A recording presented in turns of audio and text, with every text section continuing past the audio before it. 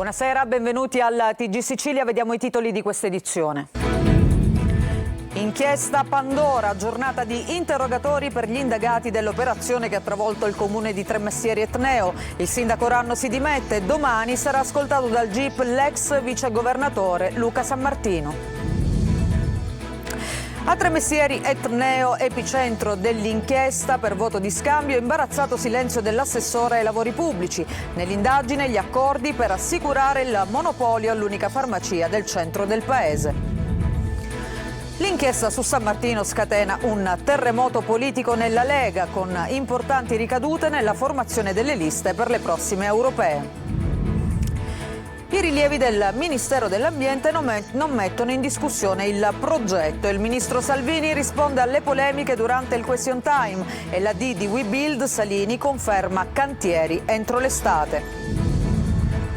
16 milioni per intervenire contro la crisi idrica, 6 milioni e mezzo per il salvataggio dell'aste, premi di produzione per i medici. Sono queste le misure principali previste nel disegno di legge approvato oggi dalla Giunta regionale che sarà trasmesso all'ARS.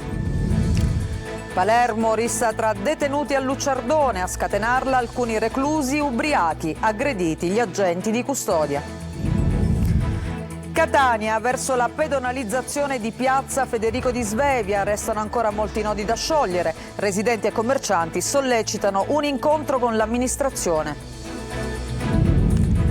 E infine il calcio, il Sorrento sulla strada salvezza del Catania. In Serie B domani al Barbera il big match tra Palermo e la capolista Parma.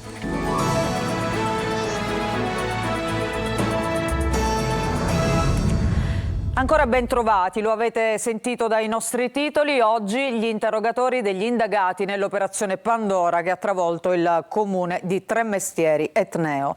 Il sindaco Rando si è dimesso, domani sarà interrogato l'ormai ex vicepresidente della regione Luca Sammartino, per il quale sono pendenti 2 processi. Sentiamo Lorena Dolci. Il sindaco di Tremestieri Etneo, Santi Rando, si è dimesso dall'incarico per potermi difendere, ha spiegato, con maggiore serenità. Ieri era stato sospeso dal prefetto. In carcere nell'ambito dell'inchiesta Pandora della Procura di Catania, Rando ha rigettato l'accusa di voto di scambio. Si è avvalso della facoltà di non rispondere invece Pietro Alfio Cosentino, ritenuto il referente del clan Santa Paola Ercolano, anche lui in carcere. Cosentino ha reso spontanee dichiarazioni dicendo di non avere mai preso soldi e ha ricordato di aver ottenuto soltanto 49 preferenze. Sono 6 le persone arrestate nell'inchiesta su presunti casi di infiltrazioni mafiose al comune di Tremestieri Etneo. 30 gli indagati tra funzionari e imprenditori, tra loro anche Luca Sammartino, che si è dimesso da vicepresidente e assessore all'agricoltura dopo essere stato sospeso per 1 anno dalle funzioni pubbliche. Sammartino, che deve rispondere di 2 casi di corruzione, sarà interrogato domani dal GIP. Il primo è avere bloccato il piano farmacie di Tremestieri per favorire il consigliere comunale Ronzisvalle. Il secondo riguarda 2 carabinieri che avrebbero fornito notizie su eventuali indagini nei suoi confronti e bonificato da Cimici la sede della sua segreteria. Ai magistrati il militare incaricato Antonio Battiato ha ammesso di avere compiuto una leggerezza per fare un favore ad un amico, si tratta del collega in pensione Antonio Cunzolo, ma di non avere preso soldi. Entrambi sono indagati. La ricerca avrà esito negativo, ma la microspia c'era. Sammartino, detto Mister Preferenze, il secondo più votato in Sicilia, è già imputato a Catania in 2 processi per reati in materia elettorale. Intanto noi siamo andati nel comune di Tremestieri Etneo con le nostre telecamere. Tremestieri che è stato proprio l'epicentro di questo scandalo giudiziario per voto di scambio. L'assessore ai lavori pubblici si trincera nel silenzio. Nell'inchiesta anche l'accordo con il consigliere di opposizione per garantire il monopolio all'unica farmacia del centro del paese. Vediamo. Questo è il municipio di Tremestieri Etneo. Tra questi uffici si portava avanti quella che i magistrati dell'inchiesta Pandora hanno chiamato una degenerazione affaristica. In pratica i vertici del comune, il sindaco Rando in testa, arrestato ieri e poi sospeso dal prefetto, ma anche funzionari corrotti e consulenti compiacenti distribuivano favori a imprenditori amici. Parliamo di appalti, autorizzazioni a costruire, cambi di destinazione d'uso, perfino la ristrutturazione della caserma dei carabinieri, poi non andate in porto. tutta quella materia di edilizia comunale che faceva gola a tanti, ma su cui oggi l'assessore al ramo preferisce non rispondere. Se era percepito qualcosa nell'area? Assolutamente. Lei assessore a che cosa? Mi dispiace praticamente, non ho nulla da rilasciare. Mi può dire a che cosa è assessore almeno? Sì, lavori pubblici e manutenzione. Quindi proprio l'assessorato finito nel ciclone? Per gli appalti dati agli amici imprenditori? Lei lo conosceva il funzionario? Perdoni, non ho nulla da dichiarare, né più né meno di quello che è stato detto nell'ambito dei giornali. Grazie. E quindi che si facevano favori a questi amici imprenditori? Dico, non ve ne eravate accorti? Questa è l'unica farmacia di Tremestieri? Centro sì. E c'è una, però è più sopra, a piano di Tremestieri. Però al centro c'è solo questa. Questa è la farmacia di Ronzisvalle? Io sono una collega, non c'entra niente, per fuori uscita. Una buona giornata.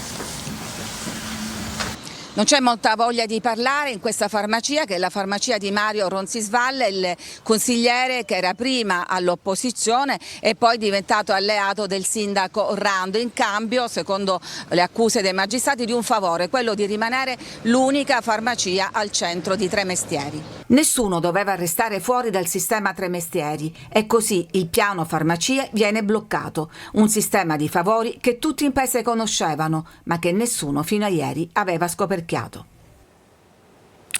L'inchiesta e poi le dimissioni di San Martino hanno causato un terremoto politico sia nel governo che all'interno del suo partito, la Lega, uno sconquasso che avrà importanti ricadute nella formazione delle liste in vista delle elezioni europee di giugno. Manlio Viola.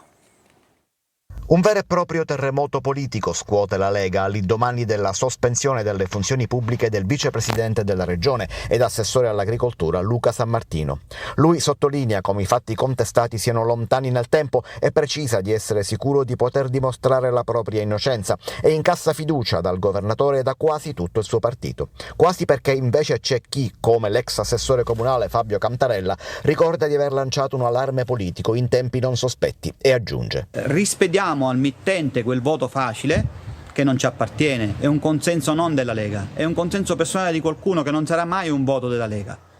Torniamo a parlare alla nostra classe dirigente, questo dobbiamo fare al più presto. L'inchiesta in ogni caso avrà inevitabili conseguenze sugli equilibri interni al partito, ma anche nel governo regionale e nella coalizione. Schifani al momento terrà per sé la delega all'agricoltura e sembra intenzionato a non nominare un nuovo assessore, almeno fino alle elezioni di giugno. Ma sotto pressione, forse la delega di vicepresidente dovrà conferirla e certamente non la darà all'altro assessore leghista, Mimmo Turano, con il quale i rapporti non sono idilliaci. Da parte sua la Lega non indicherà al momento altri nomi. Sul fronte interno poi San Martino, uomo forte e campione di voti, farà certamente un passo indietro lasciando la scena alle altre correnti. Da una parte c'è Annalisa Tardino, eurodeputato uscente ed ex segretario del partito nell'isola, ma dall'altra c'è il nuovo arrivato Raffaele Stancanelli, approdato al carroccio dopo l'addio a Fratelli d'Italia. Per capire chi assumerà la guida probabilmente bisognerà attendere anche in questo caso le elezioni.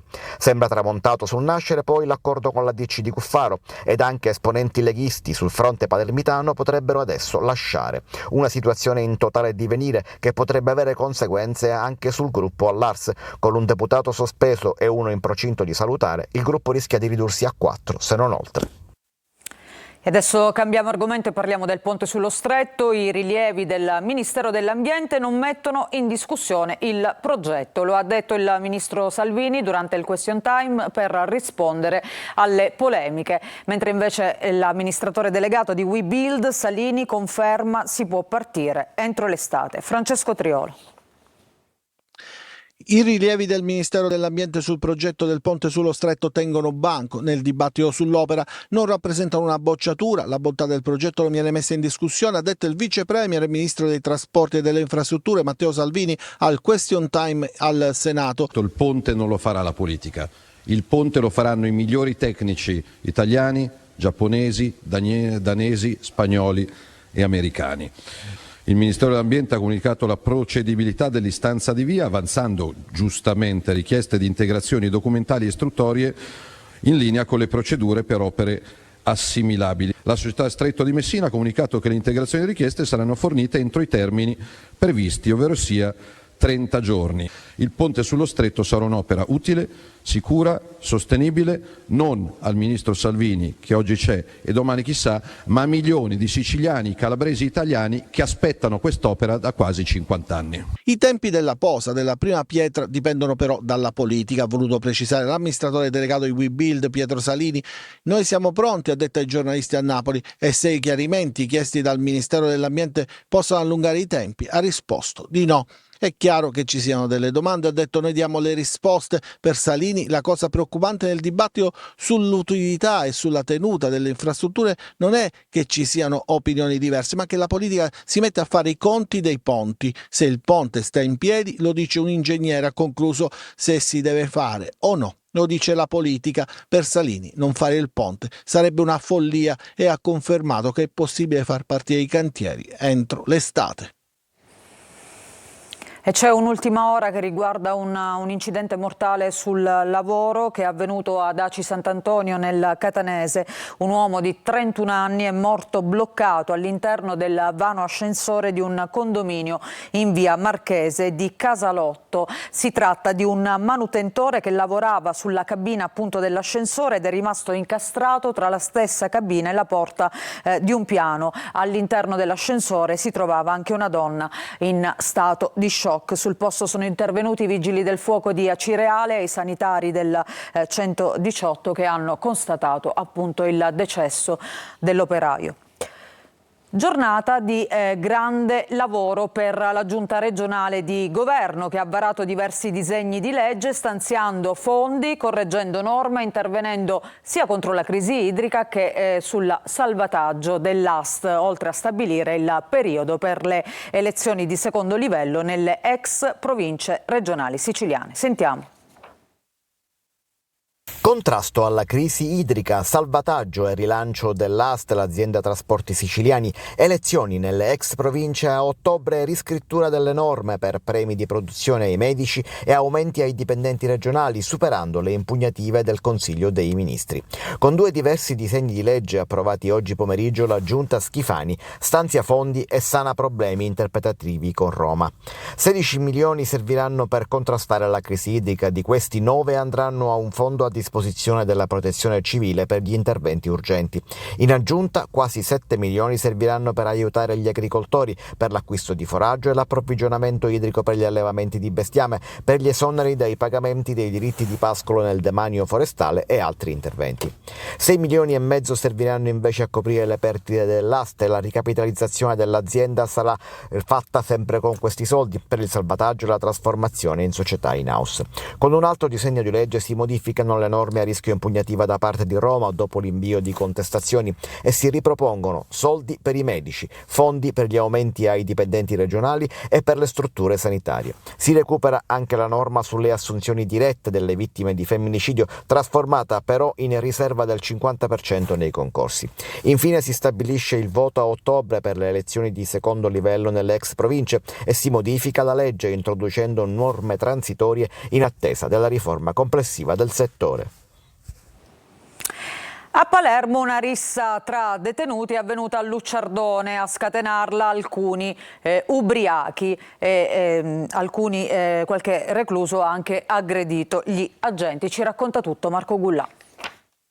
Totalmente ubriachi hanno aggredito altri detenuti e personale della polizia penitenziaria. È quanto è successo nel carcere Lucciardone a Palermo, secondo la denuncia del segretario regionale del Coordinamento Nazionale Polizia Penitenziaria, Maurizio Mezzatesta. Ci sono stati in questi ultimi giorni detenuti trovati ubriachi che, oltre ad aggredire altri carcerati, si sono avventati contro il personale di polizia di servizio intervenuto nel ristabilire l'ordine e la sicurezza. Risse con calci e pugni, detenuti in preda all'alcol andati in escandescenza. Due detenuti, evidentemente in stato di ebbrezza per futili richieste, si sono scagliati contro il personale colpendoli con pugni e schiaffi. Nell'occasione un agente ha riportato delle contusioni guaribili in 3 giorni. Sono ben 4 gli agenti contusi in pochi giorni in 2 eventi distinti che sono stati costretti a ricorrere alle cure in ospedale. La prognosi per i feriti varia dai 3 ai 15 giorni. Il sindacato ha chiesto alla direzione dell'istituto il divieto di acquisto da parte dei detenuti di bevande alcoliche.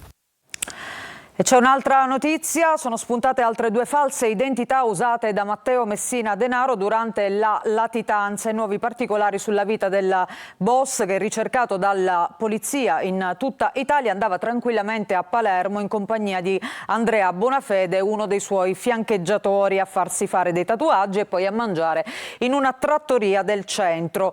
Novità investigative che la Procura di Palermo utilizzerà nell'appello della sentenza emessa a carico di Andrea Bonafede, condannato a 6 anni e 8 mesi, ricordiamo, per favoreggiamento aggravato. Nell'atto di impugnazione del verdetto i PM avevano contestato all'imputato l'associazione mafiosa, poi riqualificata dal GIP in favoreggiamento. I magistrati hanno inserito una serie di episodi inediti, ad esempio i 2 alias usati dal boss che proprio al tatuatore aveva detto di chiamarsi Vito Firreri, e poi all'operaio che doveva riparargli la lavastoviglie nella casa di Campobello di Mazzara aveva dato il cognome di Averna. E adesso invece andiamo a Catania, rocambolesco tentativo di un agente di polizia non in servizio di bloccare l'auto di un rapinatore che aveva appena cercato di portare via della merce da un supermercato di Nesima. Nel tentativo di fuggire l'uomo si era disfatto della refurtiva, ma l'agente, come vediamo, si è gettato sul cofano appunto dell'auto in corsa. Caduto, ha avuto la prontezza di fotografare la targa del mezzo. Il fuggitivo è stato bloccato a bordo dell'auto dove viaggiava con 2 coltelli ed è stato arrestato. E adesso parliamo di sicurezza stradale, controlli serrati della polizia per chi circola senza casco e con revisioni, assicurazioni o patenti scadute. Numerosi i verbali e i fermi amministrativi che sono stati effettuati. Tonino De Mano. Più controlli stradali e più sicurezza. Giro di vite della polizia di Catania per contrastare la criminalità organizzata e prevenire ogni forma di illegalità. Una di queste è la cattiva abitudine di viaggiare senza casco. Posti di blocco in centro, in questo caso nei pressi della stazione ferroviaria, per stanare i furbetti e anche per la mancanza di RC auto o per i mezzi con revisione e assicurazione non in regola. E sono stati tanti catanesi trovati con la patente scaduta e addirittura sorpresi senza documenti. Varie, disparate e a volte grottesche le giustificazioni che poi alla fine non hanno evitato verbali, contestazioni o fermi amministrativi. Tolleranza zero e controlli mirati sui mezzi a 2 ruote, ovviamente quelli più a rischio in caso di incidenti. L'attività di verifica è inserita in un più ampio contesto di controlli che la polizia sta intensificando sul rispetto del codice della strada. Il bilancio del primo trimestre del 2024 parla di quasi 200 sanzioni elevate per il mancato utilizzo del casco protettivo e 290 per il mancato uso delle cinture di sicurezza. Nonostante l'azione repressiva, sono in tanti però ad aggirarsi ancora senza casco, dove in alcune zone della città, tipo via Plebiscito, il rispetto delle regole è ancora un optional. E restiamo sempre a Catania, che va verso la pedonalizzazione di piazza Federico di Svevia. Restano ancora molti nodi da sciogliere. Residenti e commercianti sollecitano un incontro al comune, ma l'ultimo step divide un po' tutti. Sentiamo. È uno degli step più difficili e forse richiede un maggiore confronto tra gli attori protagonisti, residenti, esercenti e comune di Catania. La pedonalizzazione di piazza Federico di Svevia divide un po' tutti e lascia perplessi i commercianti e chi nella zona possiede determinate attività come carrozzieri ed elettrauti, auto che per arrivare nel perimetro interno dovrebbero violare la ZTL, incappando quindi in sanzioni. Lei cosa fa? Io il carrozziere, a 65 anni sono a Castellussino. A sacrificio ho comprato questo locale anni fa, ma ora chiuderlo io ho beccato. Per molti esercenti la pedonalizzazione può andare bene a patto che vengano presi determinati accorgimenti. La nostra preoccupazione da cittadino e commerciante è che la città al momento non sia preparata. Servono parcheggi, servizi che mettono nelle condizioni non solo i turisti ma anche i cittadini di poter vivere il centro come è stato da sempre. Speriamo che oltre a questo progetto di pedonalizzazione ci sia anche un progetto valido di servizi e di parcheggi soprattutto. E sono divisi anche questi coniugi di Brescia. E sarei favorevole alla... Quindi pedonalizzazione sì? Secondo me sì, per me sì. Potrei essere favorevole, ma bisogna dare incentivi ai commercianti. Il dibattito entra anche in Consiglio Comunale, poi nuovo confronto tra residenti, esercenti ed amministrazione Trantino. E adesso ci spostiamo nel Ragusano perché con l'aumentare dell'intensità del vento di questa mattina un incendio che si è sviluppato nell'area demaniale di Contrada Randello ha ripreso vigore nonostante le operazioni dei vigili del fuoco, personale azienda demaniale e protezione civile è stato necessario l'intervento dei Canadair. L'incendio oltre all'area demaniale si è propagato nelle aree adibite ad insediamenti agricoli. E adesso parliamo di scuola. Il disegno di legge Valditara passa in Senato e approda adesso alla Camera. Regole più severe per gli studenti, tra cui la bocciatura per chi ha 5 in condotta e poi anche maximulte per i ragazzi violenti. I presidi dicono importante capire la causa dell'aggressività. Per i ragazzi si tratta di misure giuste. Francesca Loi. Uno dei ruoli che dovrebbe ricoprire la scuola è quello di educare piuttosto oltre a informare. Il comportamento in classe potrebbe avere un peso maggiore. Lo prevede il DDL Valditara approvato dal Senato in arrivo alla Camera. Con 5 in condotta scatta la bocciatura. Con 6 si dovrà sostenere un esamino di riparazione. Potrebbe essere una motivazione aggiuntiva dando un peso effettivo al voto in condotta che spesso viene ignorato. Secondo me è una giusta scelta perché comunque ogni ragazzo si deve impegnare. Sono pienamente d'accordo con queste restrittive all'interno dell'ambiente scolastico perché sono secondo me la cosa base per una funzionalità maggiore all'interno della scuola. Per gli studenti violenti, in caso di condanna penale, potrebbe scattare una maximulta che va da 500 a 10.000 euro. Chi sarà sospeso fino a 2 giorni dovrà riflettere sul proprio comportamento per poi produrre un elaborato. Chi invece avrà una sospensione più lunga dovrà partecipare ad attività di cittadinanza solidale. Noi dobbiamo anche capire la causa che genera questo tipo di reazioni da parte degli alunni. Alle medie tornerà il voto in condotta espresso in decimi, alle elementari il giudizio sintetico, una piccola grande riforma della scuola che, come dice il ministro Valditara, serve per garantire trasparenza e promuovere il rispetto delle regole. Ci fermiamo per una breve pausa, torniamo tra poco con la nostra pagina dedicata al calcio. Partiamo con il Catania che si prepara ad affrontare il Sorrento, ma sullo sfondo c'è stato un piccolo incidente, un audio di mister Zeoli che è stato diffuso sui social che ha fatto molto discutere. A tra poco.